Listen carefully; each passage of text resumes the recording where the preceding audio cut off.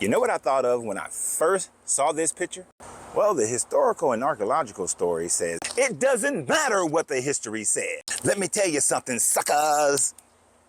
When you come down to the Macon Coliseum this Saturday night, and when the millions of Israelite fans come screaming down, and we part the Red Sea of the Exodus unto the ring, and we layeth the smacketh down on all those Pebusites, and all those Jebusites, and all those Edomites.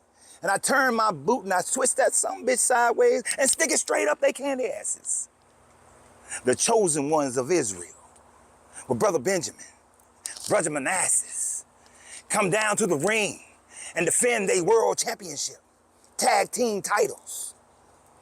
You're gonna go down just like Jonah went down in the belly of the whale. Because the chosen ones are the ones who suffered through all the indignities, but we fought. We clawed our way up. We are the chosen one of Yahushua. And we came through the passage, and we are now at the promised land at the Macon Coliseum. And so when you come down, and all the Israelites join forces with the 24-inch pythons and drop that leg drop on all the Edomites, you're going to see the glory of Yahshua come raining down with the promises because of our covenant at Mount Horeb, with the promise of bounty, with the promise of fruitfulness.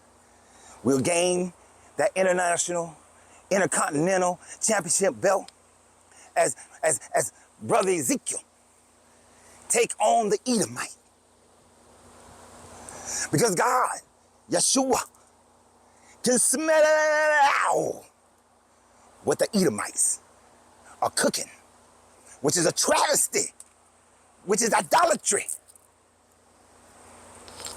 As the chosen ones regain after 400 years in their triumphal return of the land. So come on down to the Macon Coliseum. Watch the chosen ones wreak havoc, run wild on all these Edomites. And we establish the New World Order. As y'all can tell, I'm a wrestling fan.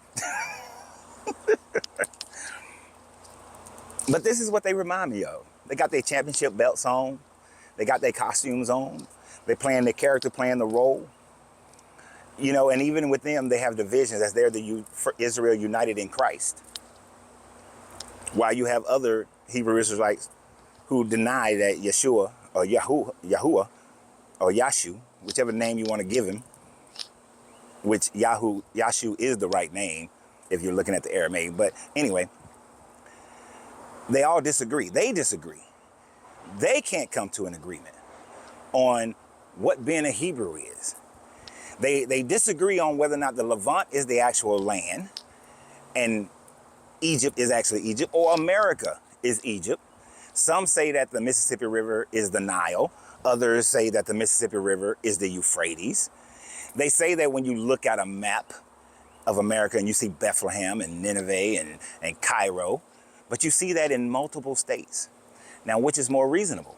That the European Christians, when they arrived here in the Americas, they decide and they established new settlements, that some of them through their religious convictions would have named it Bethlehem, Georgia, and Cairo, Georgia, would have named it Nineveh, Virginia, and Nineveh, Texas. You think they would have named it based on biblical cities that they know that exist in the Levant?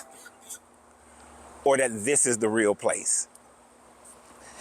And because of the kingdom of Wayuda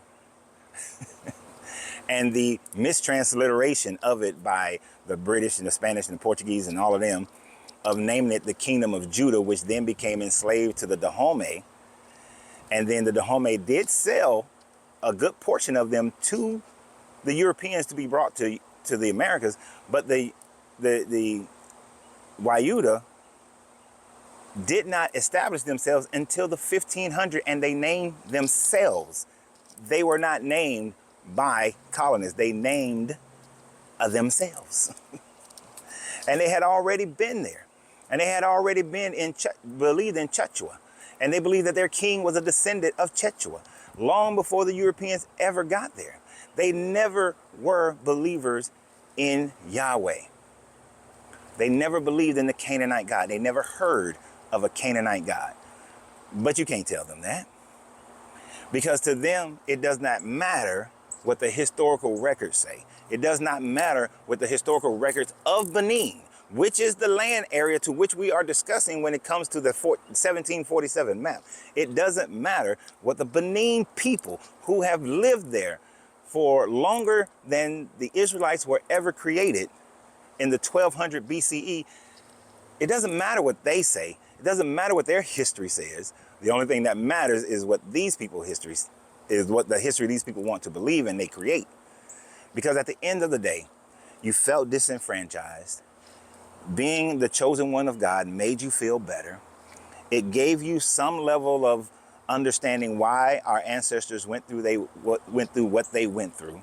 And then you attached yourself to that, even though it is not actually talking about the transatlantic slave trade.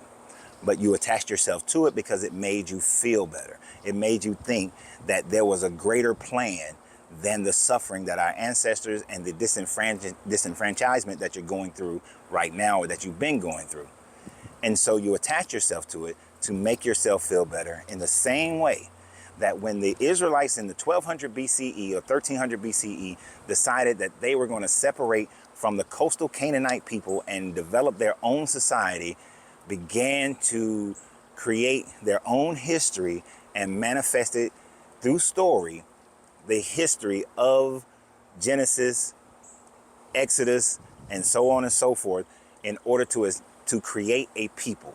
The story created the people, not the other way around.